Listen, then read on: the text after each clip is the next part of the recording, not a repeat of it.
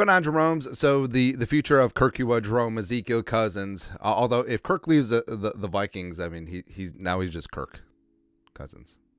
But the future of him is up in the air. Will he be back with the Vikings? Will he go elsewhere? ESPN and Kevin Seifert, who is not Carl Groschmidt, ESPN NFL Nation, the gaggle of beat writers over there, they did up a projection of NFL quarterback moves, trades, signings, cuts, draft picks, etc. Not spoiling all the stuff, but Kirko is back-o with the Vikings-o, and then they take a quarterback in the second round. So, actually, you click the thumbnail, so... Yeah, JJ McCarthy, second round.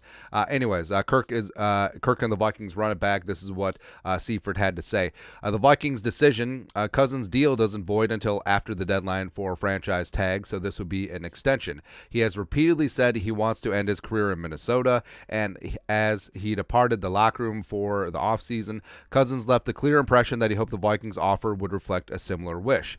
It's not about the dollars, but... when they say it's not about the money, it's about the money.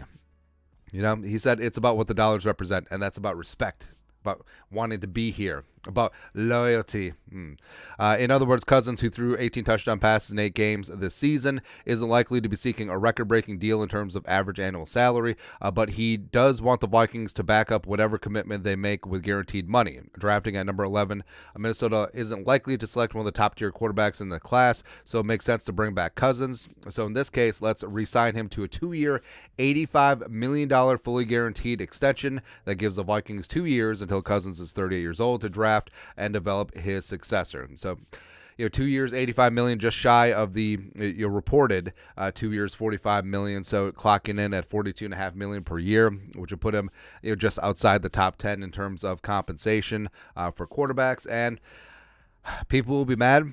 The Vikings can make it work cap-wise. They're going to have to fudge things a little bit, but if this is it, this is it. All right, so the Vikings run it back with Kirk for the next 2 years, and with JJ, hopefully that means that he gets an extension done, and Kirk knocking on all the wood.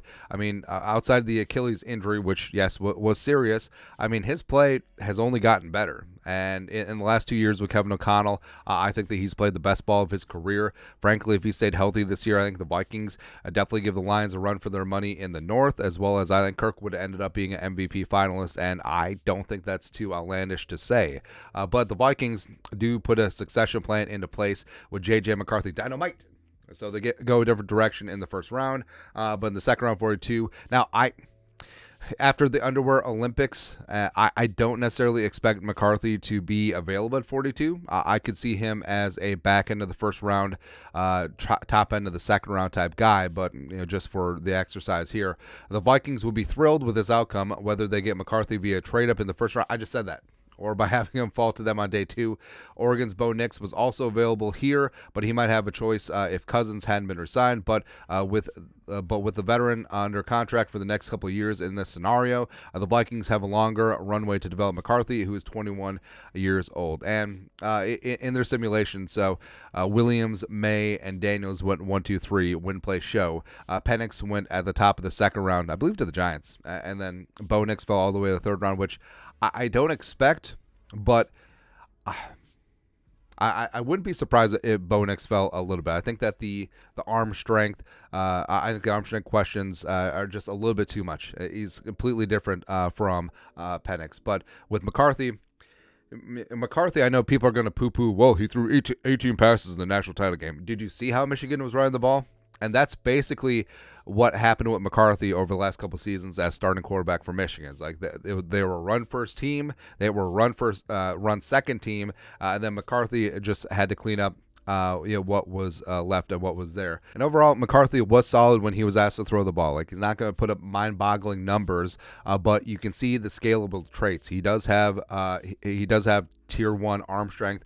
He does have very solid accuracy. The clutch gene is there. When Michigan needed him to make a play, when they actually did play a close game, he was able to come up big, does stand tall in the pocket, makes some throws off schedule. His mobility, And the easy comp, given his dimensions, is Josh Allen, except he's not quite on Josh Allen's level, but he can move. But solid frame, could put on some good weight.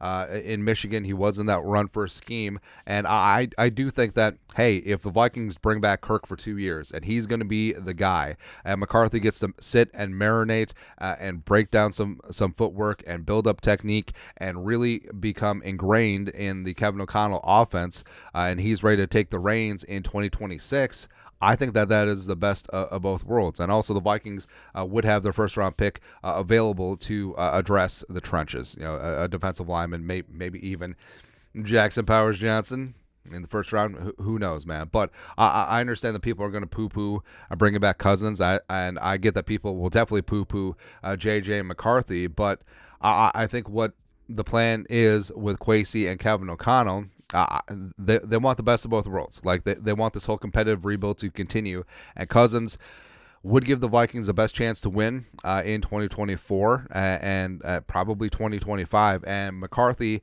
is one of the quarterback prospects who needs to sit. Like if McCarthy had to go out somewhere and start day one, I think that would be the worst possible thing for his development. So I think the Vikings could have their cake and eat it too in this spot. And overall, I wouldn't be mad if this is how it went down. But your thoughts are thoughts. Vikings land JJ McCarthy after signing Kirk Cousins to a 2-year deal in ESPN NFL Nation quarterback projections. Let us know your thoughts and our thoughts and their thoughts in the comment section below. Subscribe for daily Vikings takes. Want to support the work? Put a little something in the Venmo. But till next time, Skol, production value.